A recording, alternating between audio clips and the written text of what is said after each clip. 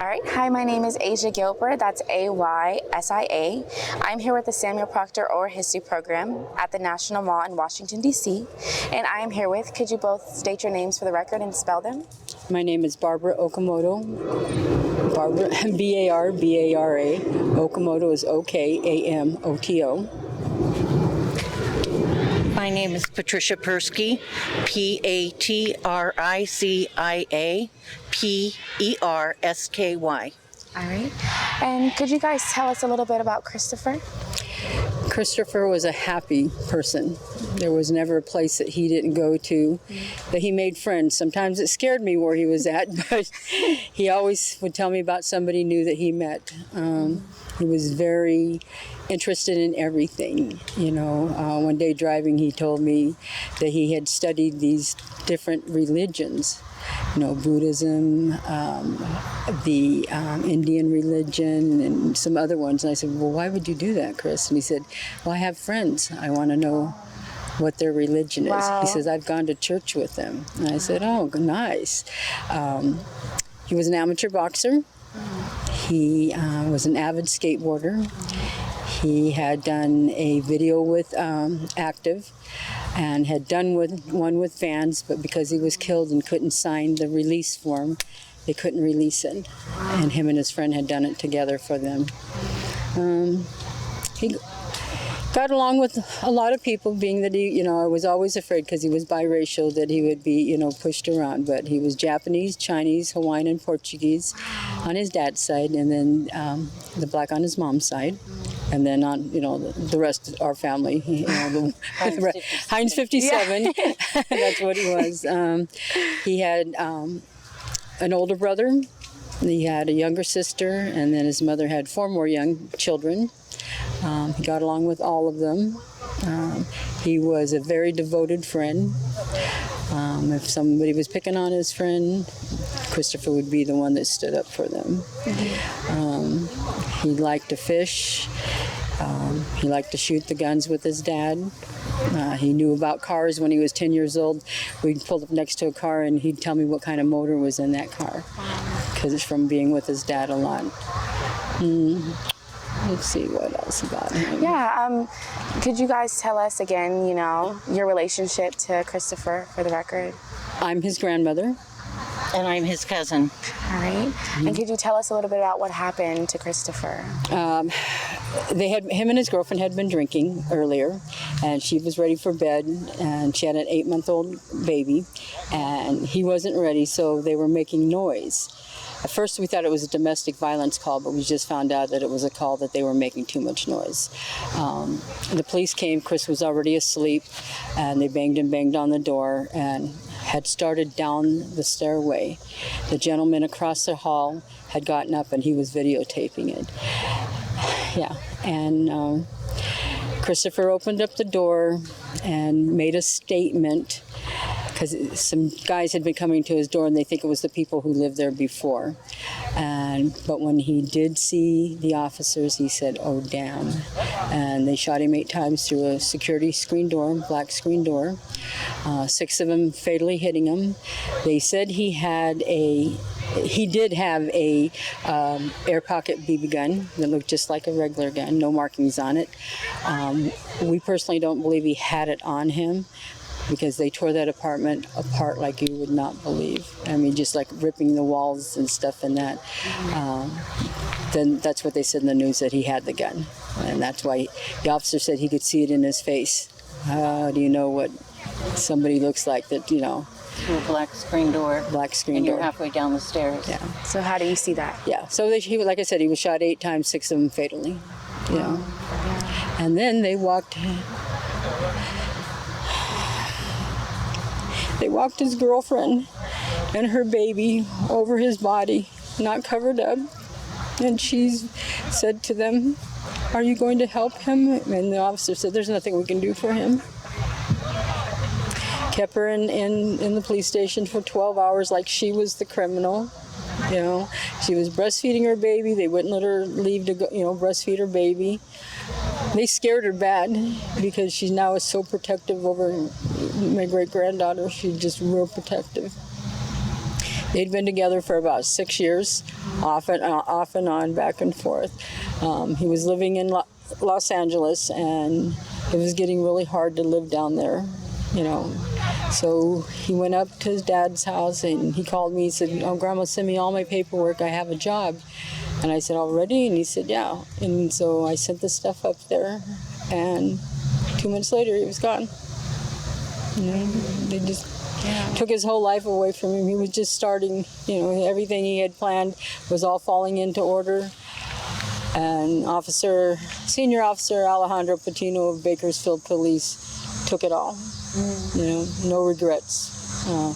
They justified the killing 11 months later, and we're still waiting to go to court. You know, How old was he? 21. Wow, 21 years old. 21. Yeah. And you stated that his girlfriend and his child was there, and so they got to experience that. Yes. And then had to go through the trauma of seeing that. Yeah. Especially, She's currently having trouble. The baby and the girlfriend? The girlfriend. Yeah. Wow. They've had to put her into lockdown twice. Wow. You know, for 21 days each time. She just goes off dazing about things. You know, she doesn't. Trauma. Yeah. Oh yeah. Very mental breakdown. Yeah. And she's she loved him. Yeah. You know, so much that, you know, and the baby's so cute. She's 3 now. She seen a picture of him the other day, and she says, "Grandma Barbara, that was my daddy for a little while."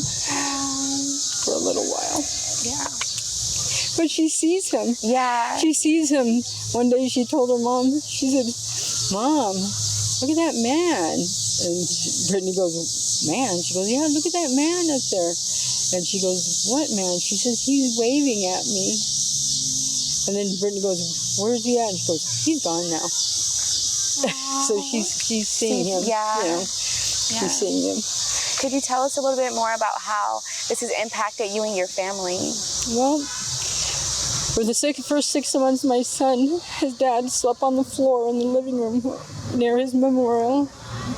My son now spends a lot of time by himself in his garage.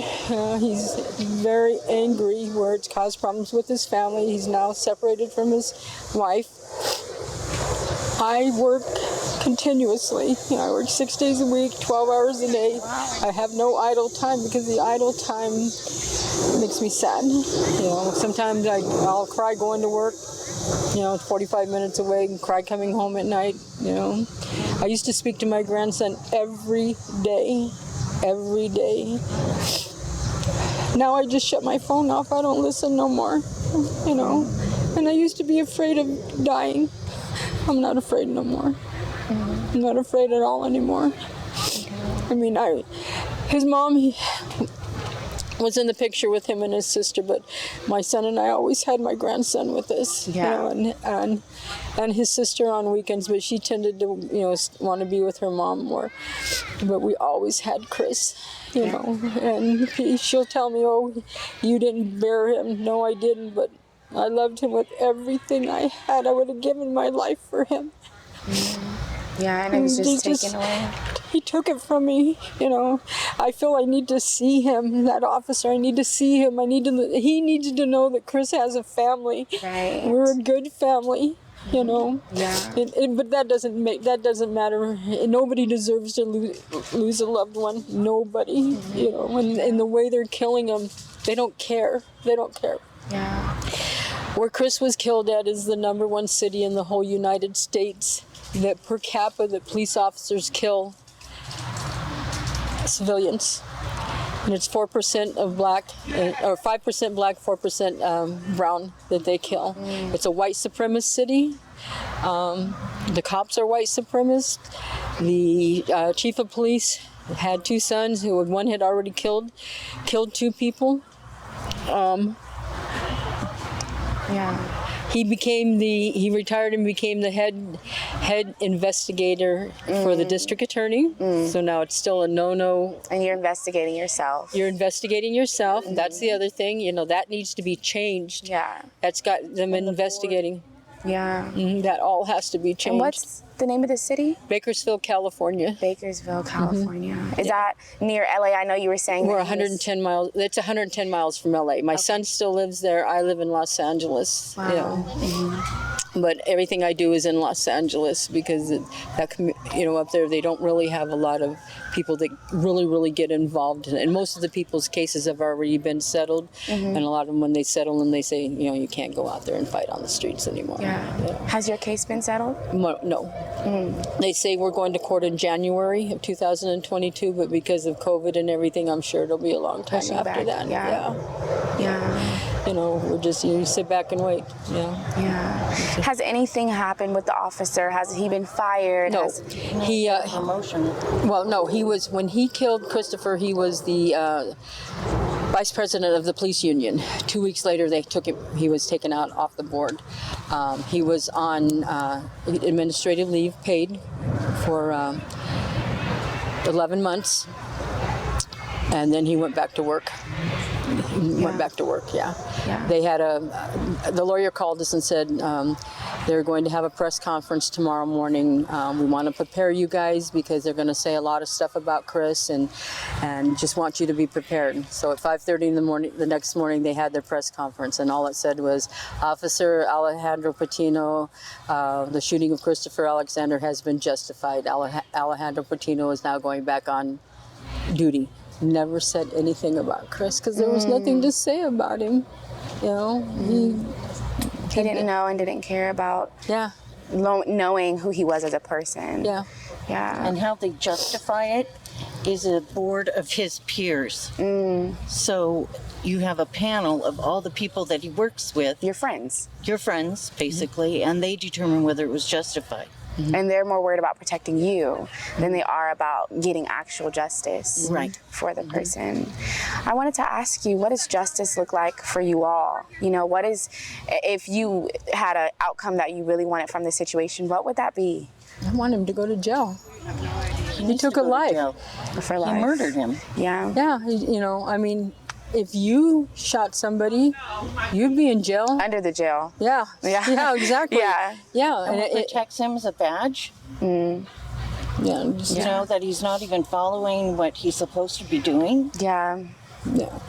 We we went through Sacramento for about two and a half years for AB 392, which went into effect last year, and that's supposed to be that they use no lethal force. They have so much more on them that they can use, but they're not. No. They're still, it's supposed to be in the event of you're in fear of your life. Well, they're in fear of their life when they get out of the car. They're they're fearing their life because somebody's black. They're fearing their life because how do you that's like I said, when they got that call, and they always ask you, what is the race of the individual? And of course, Christopher had long braids, dreads, pulled up and thing, beautiful dreads. It took him a long time, and because he was mixed, he'd get so mad because they wouldn't stay. He wouldn't stay in all the time. He was always got to go to the lady to get my all the time. And his sister would do it for him too. But I know that's what they said. It was a young black gentleman. Yeah. So he was already dead before they got there. They were already ready for him to be a criminal in their eyes. Yeah. And then the stuff afterwards, the stuff people put on social media because he lived in Los Angeles, it was just like sickening, the stuff people said. And they don't even know him. They didn't know him. Yeah, he's a thug from, Los Angeles. He, da-da-da-da-da-da. Of course, he needed to be, he deserved to be shot. And it was just like, Well, how can we honor Christopher and continue to show up for you and your family, By putting this out there, letting people see this. Educating people. Letting them know this is the reality of things. Yeah. Unfortunately. And if we don't change, the laws, with the police and their behaviors, this is going to continue. Yeah. We need to change the laws. Yeah. And they need to be retrained or something, so this stops. This is not the way to handle things, killing people. Yeah. Yeah, well, it's like I was that grandmother who would hear it on the news all the time. another shooting. Oh my God, I feel so bad for those people. And then I got that 6:29 call in the morning from my son, and he said, I said, hello, and he goes, Mom, and I go, what's up, Jason? And he goes, and then I heard the crackling. I go, what's wrong, Chris? Jason? And he goes, Mom, he's gone. Chris is gone. I go, what do you mean Chris is gone? He said, and he kept saying they. And then he said, they shot and killed him. And I said, who shot and killed him? And he said, the police. And I couldn't breathe. I hit the ground, and I was like, it was just like so unreal. You know? And then I kept saying, no, Jason, it's one of his friends. Please, Jason, please tell me it's not Chris, you know. He says, Mom, Chris is gone. Yeah. You know, it's like, I live that over in my mind all the time. I don't sleep. I sleep 3 or 4 hours a night, you know, if that, you know. But I'm always just laying there playing over everything. What could we have done different? Why did we let him go there? I should have stayed on the phone with him longer that night. Why did I get off the phone so fast? You were on the phone with him that night? I spoke to my grandson at 11:02 p.m. on Sunday night, and at 11:29 he was dead. In my head, I should have stayed on the phone with him. I said, Chris, I'll talk to you tomorrow and we'll talk about this. He thought he hadn't paid his rent to his dad. And I said, Chris, you already paid your rent to your dad. Because he was drinking. I said, you already paid your rent to your dad, Dad. You know, and he kept going on. And then my son had gone there early in the afternoon to put in one of those security systems where you could see through the camera outside. Oh, Ring, and, yeah. Yeah, and my grandson said, no. He had some friends there. He said, we'll do it tomorrow. Tomorrow never came. So my son lives that. He said, Mom, I should have just said, no, I'm going to do this now, you know. But it was Chris's home now. It was his right to say, no, come back another time, you know. Yeah. So those are the things I play through my head. Those are the things my son plays through his head. Yeah. You know, what we should have done, you know, why did we do this, all these different things. Because there hasn't been a justice, you know, there hasn't been accountability for you. They didn't even notify the family. He found out by the news he was watching. Wow. My son was getting ready for work at 5:30 in the morning, and they have TV on in the bedroom, and he said, I was getting dressed, Mom, and I turned around, and it was Chris's So over 6 building. hours later. Yeah. Wow. And they had his ID, they had his girlfriend in the police station, and they never called him. Wow. Yeah, never called. So they don't care. They have no feelings, nothing. Yeah. You know. Yeah. They have nothing. They don't care. Yeah, well, thank you both You're so for welcome. sharing your story with us and being so brave and coming to talk to us. I know this was really hard, and you're still dealing with, you know, you're still going through your own healing right now. Yeah. And well, you will never heal from this, because every day there's another shooting. Yeah. This keeps, you know, it's gotten a little bit more out, but there for a while it was every day. Yeah. And every day you were reliving it again. And every time I go to an anniversary or something, it just guts me and it starts all over again. Wow. We're just, you know, none of us are ever going to heal. Yeah. You know? Because you have to do so much work to even get the justice. That's true. But, yeah, the fight doesn't stop, and we are in it with you all. Thank you so much. Of course. We need all the young people to be in it, you know. Yes. You do, you know, and you guys have to be safe too, you know, because they don't care. Yeah. They don't care who it is. Take a second to look at your At your photos also. posters. Could you hold them up a bit higher? I sure will. Thank you. What's his daughter's name? Alexis. Oh, Yours. Christopher's daughter. Oh no, Christopher. Zoe. Oh, Her name is Zoe Saluna. That's so beautiful. That's so beautiful. Little baby. Aww. Got these beautiful